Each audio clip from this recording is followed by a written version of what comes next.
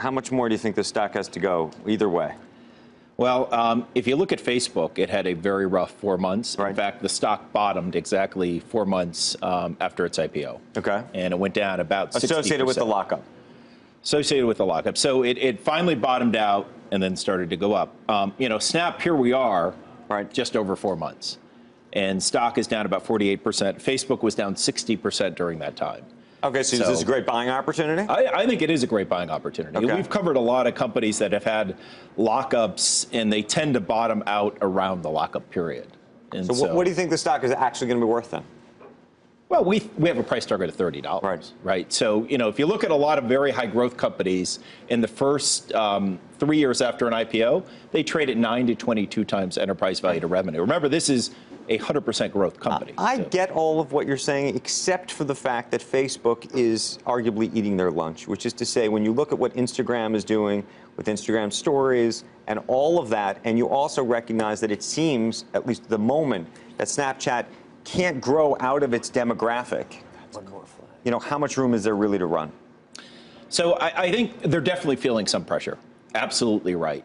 The market is enormous for mobile advertising. So it's about $66 billion, based on IDC going $196 billion in 5 years.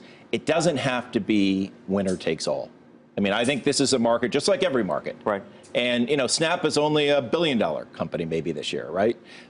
Look at Facebook, it's $38 billion, right? So they don't need to, and you have. But are they in the same league? I mean, this was always the problem with Twitter, right? Everybody thought that Twitter was eventually going to become as big as Facebook. That was the promise, if you will. Is this a one-to-one messaging app, which is what it does so well, or is this something else? I think it's different, right? Okay. I think it's a totally different. We call it a platform for the imagination, right?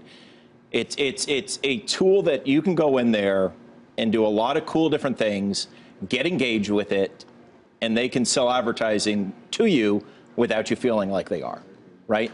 The advertising is very engaging, right? Whether it's a lend, whether it's a discovery story.